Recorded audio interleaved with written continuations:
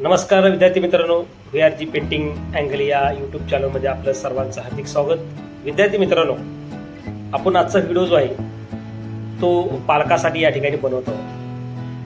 तर प्रथमतः माझी पालकांना एक विनंती आहे की प्रत्येकाला असं वाटतं की आपल्या मुलांनी काय केलं पाहिजे, आपल्या मुलांनी कोणतं या ठिकाणी पॅटर्न निवडला पाहिजे किंवा कोणत्या क्षेत्रात गेलं पाहिजे, असा अनेक पालकांचा ते संभ्रम किंवा ते विचारात पडलेले असतात। तर नेमकं काय केलं पाहिजे पालकांनी? तर तुम्हाला एक सूचना आहे की कलेतील आपल्याला ही माहिती घ्यायची आहे।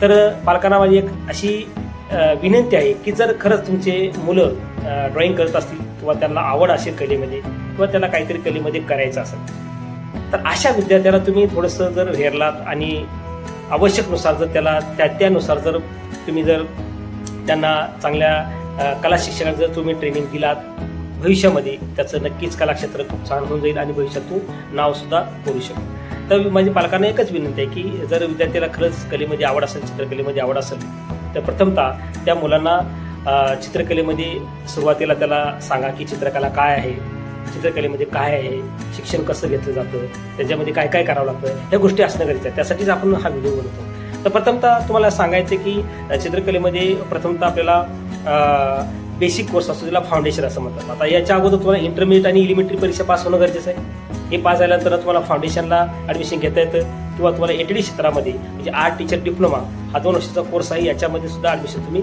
घेऊ शकता।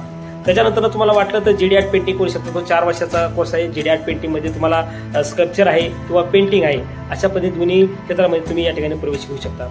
त्याच्यानंतर तुम्हाला AM करता येतं, आर्ट मास्टर करता येतं। ATD झाल्यानंतर आपल्याला सेवा झाल्यानंतर आपण याच्यावरती ATD नंतर AM आर्ट मास्टर सुद्धा आपण करू शकतो। त्याच्यानंतर GD आर्ट पेंटिंग आहे। GD आर्ट पेंटिंग झाल्यानंतर पुन्हा आपल्याला या ठिकाणी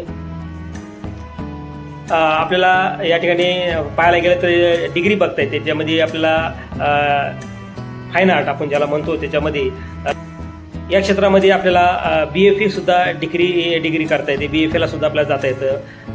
तर अशा पद्धती भरपूर या ठिकाणी चित्रकलेमध्ये कोर्स आहेत। तसं काही वाटलं तर ॲनिमेशनमध्ये सुद्धा आपल्याला या ठिकाणी प्रवेश घेता येतो। तर माझी पालकांना एकच अशी विनंती आहे की मुलामध्ये तुम्ही गुण ओळखा, मुलांना ज्याच्यामध्ये आवड आहे त्याच्यामध्ये त्याला करिअरची संधी होऊ शकते, करिअरमध्ये तो यशस्वी होऊ शकतो।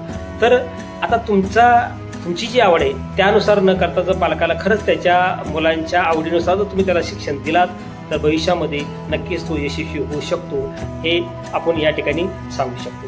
तर मुलांना तुम्ही सहकार्य करा, ज्या मुलांना ड्रॉइंगची आवड आहे त्यांना ड्रॉइंगमध्ये क्लासेस लावा किंवा ड्रॉइंगमध्ये स्वतःहून त्याला ड्रॉइंग घरामध्ये रेखाटन करायला लावा। वेगवेगळ्या पोस्टर असतात, वेगवेगळे त्याच्यावरती रेखाटन करायला लावा। म्हणजे प्रत्येक दिवसातून आपण एक 10, 15, 20, 30 जर आपण स्केचेस केले तर मुलांचं एकदा जर रेखाटन चांगलं झालं, रेषा प्रभावी आल्या, तर नक्कीच त्याला चित्र जमायला सुरुवात होतात आणि त्याच्यामध्ये आवड निर्माण झाली की तो दिवसातून नवीन नवीन या ठिकाणी रेखाटन करू शकतो।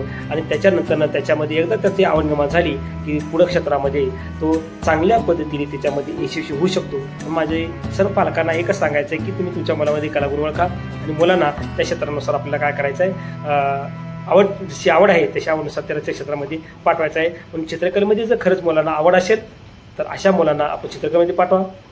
ज्या मुलांना नृत्यामध्ये आवड असेल, ज्याला नृत्य करायची आवड असेल तर त्याला नृत्यामध्ये पाठवा, ज्याला गायनाची आवड असेल त्याला गायनामध्ये पाठवा।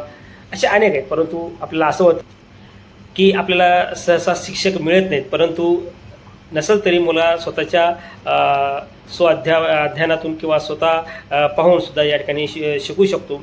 तर असे अनेक व्हिडिओ पाहून किंवा इतर ठिकाणी कला शिक्षकाची माहिती घेऊन किंवा नृत्य कलाकारांची माहिती घेऊन, संगीत विशारदाची माहिती घेऊन, अशा अनेक गायकाची आपल्याला माहिती घेऊन आपण त्याच्याविषयी माहिती घेऊन आपण त्या क्षेत्रामध्ये आपल्या मुलाला पाठवू शकता। तर नक्कीच पालकांना एक विनंती आहे की त्या क्षेत्रामध्ये त्याला आवड आहे त्या क्षेत्रामध्ये पाठवा।